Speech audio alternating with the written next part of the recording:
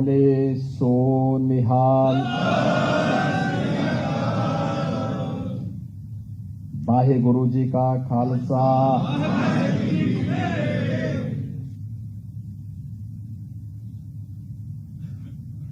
गुरु गोविंद सिंह जी महाराज के साहबजादों की स्मृति में आयोजित आज के साहबजादा दिवस के कार्यक्रम में मुख्यमंत्री आवास पर आयोजित गुरुवाणी के कीर्तन कार्यक्रम में उपस्थित उत्तर प्रदेश सरकार में मेरे वरिष्ठ सहयोगी उप मुख्यमंत्री डॉक्टर दिनेश शर्मा जी, भारतीय जनता पार्टी के प्रदेश के कर्मठ अध्यक्ष माननीय श्री स्वतंत्र देव सिंह जी, प्रदेश सरकार में मेरे सहयोगी मंत्री सरदार बलदेव सिंह ओलख जी, प्रदेश सरकार प्रदेश में विधान परिषद के सदस्य श्री हरि सिंह ढिल्लों जी, उत्तर प्रदेश शासन के एक महत्वपूर्ण आयोग के सदस्य सरदार परविंदर सिंह जी, नानक मत्ता साहिब से यहां पर उपस्थित बाबा तरसेम सिंह जी, गुरु का ताल आगरा गुरुद्वारा गुरु तेग बहादुर साहिब से यहां पर पधारे बाबा गुरनाम सिंह जी, लखनऊ गुरुद्वारा प्रबंध कमेटी के प्रधान सरदार राजेंद्र सिंह बग्गा जी, माननीय विधायक श्री सुरेश चंद्र तिवारी जी, महापौर श्रीमती संयुक्ता भाटिया जी, महानगर अध्यक्ष मुकेश शर्मा जी, कानपुर से यहां पर उपस्थित सरदार अजीत सिंह छावड़ा जी,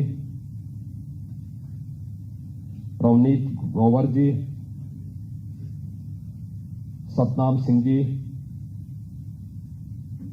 आज के इस कार्यक्रम में यहां पर उपस्थित विभिन्न क्षेत्रों से यहां पर उपस्थित सभी सम्मानित ग्रंथिगण, उपस्थित भाइयों बहनों और मंच का संचालन कर रहे सरदार निर्मल सिंह जी, मैं आप सबका साहबजादा दिवस के अवसर पर मुख्यमंत्री कार्यालय में हृदय से अभिनंदन करता हूं, स्वागत करता हूं। ये मेरे लिए सौभाग्य का अवसर है कि देश और धर्म के लिए अपना बलिदान देने वाले गुरु गोविंद सिंह जी महाराज के उन 4 साहबजादों की स्मृति का यह दिवस हम लोग मुख्यमंत्री कार्यालय में गुरुवाणी का कीर्तन करके यहां पर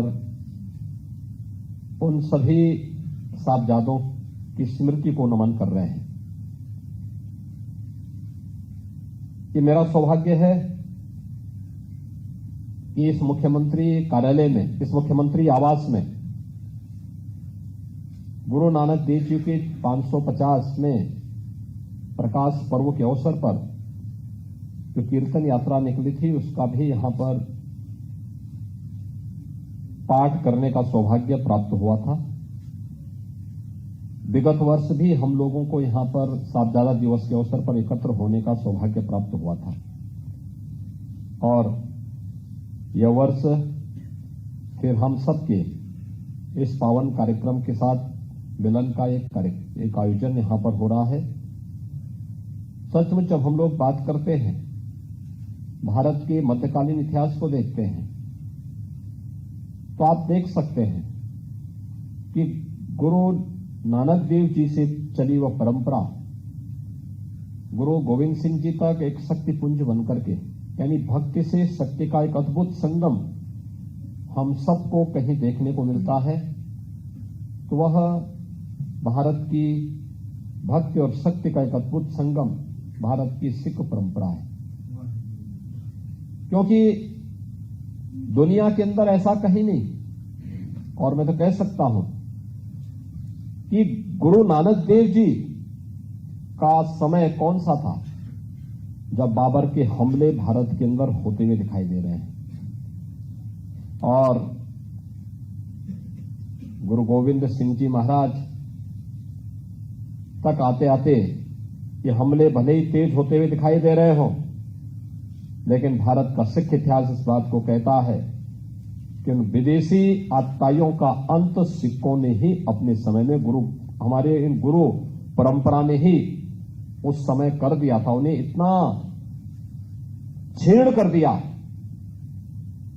कि वे आगे पूरे भारत को इस्लाम में बदलने की जिस मंशा के साथ आए थे, आज भारत भी बचा है, भारत का सनातन धर्म भी बचा है।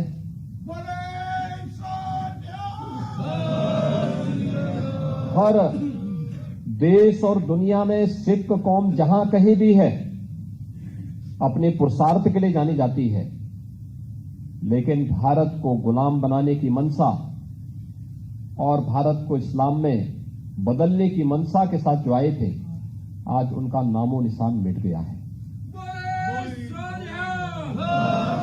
यानी ये चीज हमें बात बताती है कि भारत की ये गुरु परंपरा ये कोई सामान्य गुरु परंपरा नहीं है, ये दिव्य परंपरा है। ये वह परंपरा है जो अपने एक विशिष्ट आयोजन के लिए, विशिष्ट मार्गदर्शन करने के लिए उस कालखंड में हिंदुस्तान को बचाने के लिए ही आई थी, और देश और धर्म का बचाव करते हुए उन्होंने एक मार्ग हम सबको दिखाया। उस मार्ग का अनुसरण करते हुए हम हमेशा इस बात को ध्यान में रखें, व्यक्ति हो या समाज, कोई जाति हो या समुदाय, अपने इतिहास को विस्मृत करके वह कभी अपने उज्जवल भविष्य को आगे नहीं बढ़ा सकता। और मैं आप सबका अभिनंदन करूंगा जब हमारा एक एक सिख बंधु सिखी परंपरा का सम्मान करते हुए उसको मजबूती के साथ आगे बढ़ाने का कार्य करता है, तो वास्तव में आप देश और धर्म के प्रति गुरु परंपरा की उन प्रतिबद्धताओं को आगे बढ़ाने का कार्य करते हैं जो मध्यकाल में देश और धर्म को बचाने के लिए उस कालखंड में किया था। आप याद कर सकते हैं, गुरु नानक देव जी ने बाबर को जाबर कहने का साहस कोई करता है तो उस कालखंड में गुरु नानक देव जी करते हैं। कश्मीरी पंडितों को रक्षा करने के लिए अपना शहादत देने वाले गुरु तेग बहादुर जी, कौन उन्हें विस्मृत कर सकता है। विदेशी आक्रांताओं का जवाब देने के लिए अलग अलग सिख गुरुओं ने अलग अलग समय में जो प्रेरणा प्रदान की कि अगर आप बाधा बनेंगे हमारी धार्मिक परंपरा में तो हम भी इसका जवाब इसी रूप में देंगे, अलग अलग कालखंड में देखने को मिला। और गुरु गोविंद सिंह जी ने तो उन्होंने अपने विचित्र नाटक में सब कुछ लिख दिया है, सब कुछ कह दिया है। वो न केवल उस कालखंड के लिए, आने वाले समय के लिए भी हम सब के लिए एक नई प्रेरणा है। और भाइयों बहनों, आज जब हम यहां पर गुरु गोविंद सिंह जी महाराज के 4 सुपुत्रों साहबजादा अजीत सिंह, साहबजादा जुझार सिंह, साहबजादा जोरावर सिंह, साहबजादा फतेह सिंह, इन 4 साहबजादों के इस पावन दिवस को यहां पर मना रहे हैं, सचमुच हम सबका मन अंतःकरण से श्रद्धा और सम्मान के साथ भरता है माता गुजरी देवी के प्रति। आप याद कर सकते हैं एक मां जिन्होंने गुरु तेग बहादुर जी के बलिदान को देखा हो, जिन्होंने अपनी आंखों के सामने अपने अपने पुत्र के भी सुपुत्र 400 पुत्रों को बलिदान होते हुए देखा हो। कितनी मजबूत माता रही होगी गुजरी माता। ये भारत का इतिहास है और यही इतिहास है जिसने हमें विदेशी आक्रांताओं से जूझने, उससे लड़ने की एक नई प्रेरणा निरंतर दी है। और वही निरंतर प्रेरणा 4 साहबजादे अपने बलिदान से भारत को दिए हैं। कौन नहीं जानता है कि जब औरंगजेब के सिपासालार जालिम वजीर खान ने इन साहबजादों को तमाम प्रकार से प्रलोभन देने का प्रयास किया, वे अपने बात से टस से मस नहीं ले। देश और धर्म के प्रति किसी भी प्रकार का विचलन चारों साहबजादों को स्वीकार्य नहीं स्वीकार्य था। 2 युद्ध में वीर गति को प्राप्त होते हैं और 2 सरहिंद की दीवारों पर चुने जाते हैं। लेकिन गुरु गोविंद सिंह जी से जब कहा जाता है कि आपके 4 पुत्र चारों के चारों शहीद हो गए, क्या भाव था, क्या तेज था। गुरु गोविंद सिंह जी महाराज ने यही कहा था कि 4 मुझे तो क्या हुआ, जीवित कई हुआ।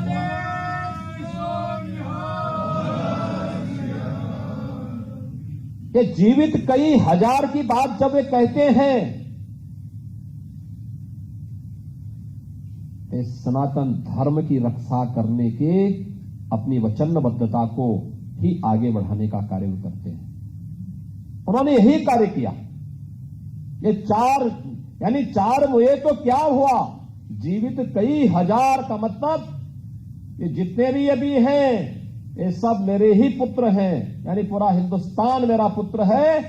और इन सब के लिए हम आगे अपना कार्य करेंगे। जो ये भाव है, यह भाव हम सबके मन में गुरु परंपरा की प्रति अपार श्रद्धा का भाव पैदा करता है। और ये मैं अपना सौभाग्य मानता हूं, मुख्यमंत्री आवास में कोई अन्य धार्मिक कार्यक्रम नहीं होता है, कोई अन्य कार्यक्रम नहीं होता है। लेकिन मेरा यह मानना है कि यहां पर कार्यक्रम होने चाहिए, वे होने चाहिए जो भारत के इतिहास को एक नई दिशा देते हों। और भारत के इतिहास को नई दिशा देने वाला एक कार्यक्रम है साहबजादों के प्रति सम्मान का भाव। आज की वर्तमान पीढ़ी को एक नई दिशा देने का कार्य। आज की हमारी पीढ़ी, युवा पीढ़ी देश और धर्म के बारे में जान सके, अपने सच्चे इतिहास को पहचान सके, सिख गुरुओं के योगदान का स्मरण कर सके, उनके प्रति सम्मान का भाव भी पैदा कर सके। ये कार्यक्रम करके हम सिख पंथ पर कोई उपकार नहीं कर रहे हैं, क्योंकि सिख पंथ उपकार की चीज ही नहीं है, ये तो पुरुषार्थ से बना है, गुरु के आशीर्वाद से आगे बढ़ा है।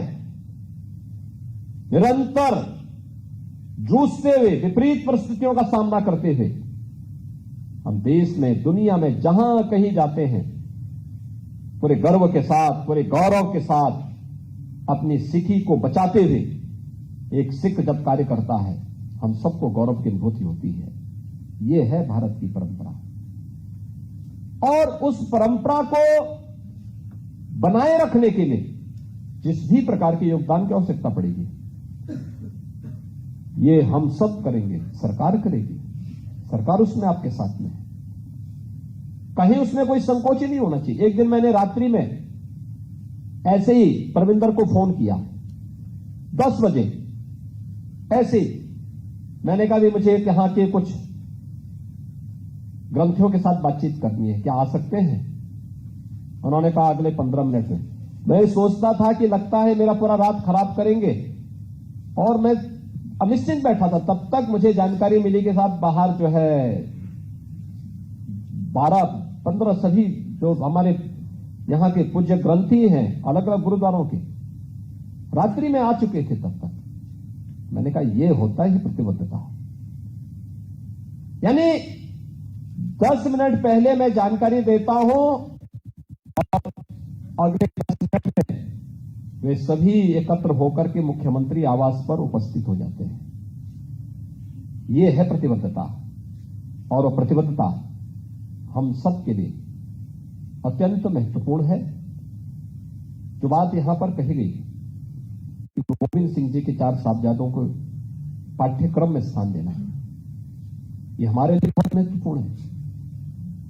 इसलिए महत्वपूर्ण है आज की हमारी पीढ़ी देश और धर्म के बारे में सही जानकारी ले सके। 7 साल 9 साल क्या उम्र होती है, एक भी तो बालिग नहीं था आज की दृष्टि अगर आप देखेंगे, लेकिन देश और धर्म के लिए लड़ रहे हैं। न दैन्यम न पलायनम की बात उन्होंने जो भगवान कृष्ण 5000 वर्ष पहले कहे थे, उस समय भी वह दृश्य अगर हमें देखना है, गुरु तेग बहादुर जी महाराज, गुरु गोविंद सिंह जी महाराज, गुरु गोविंद सिंह जी महाराज के 4 साहबजादों के अंदर इस बात को देखने को मिलता है। मैं भी देख रहा था, अभी हम लोग काशी में गए थे। काशी में प्रधानमंत्री जी ने काशी विश्वनाथ धाम का भव्य उद्घाटन किया। मैं काशी विश्वनाथ धाम के उद्घाटन के समय हम लोगों ने देखा वहां पर कि काशी विश्वनाथ मंदिर को स्वर्णमंडित किसने किया, तो नाम आया महाराजा रणजीत सिंह ने।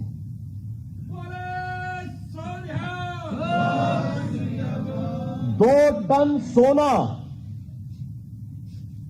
2 टन सोना लेकर के वे काशी विश्वनाथ मंदिर में आए थे और काशी विश्वनाथ मंदिर को स्वर्णमंडित किए। औरंगजेब तोड़ता है और महाराजा रणजीत सिंह मंदिर को स्वर्णमंडित करते हैं।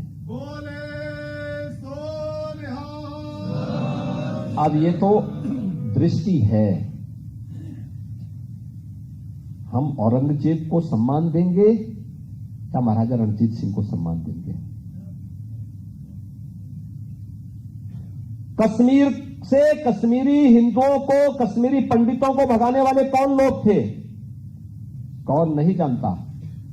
और जब विदेश गुलाम था, विदेशी हमलों को झेल रहा था, तब कश्मीरी पंडितों की रक्षा करने वाले और उसके लिए अपना बलिदान देने वाले गुरु तेग बहादुर जी महाराज थे। और पहली बार आपने देखा होगा, एक नवजात शिशु अपने पिता को प्रेरणा दे रहा है शहादत के लिए। किसके लिए शहादत के लिए? कश्मीरी पंडितों को बचाने के लिए।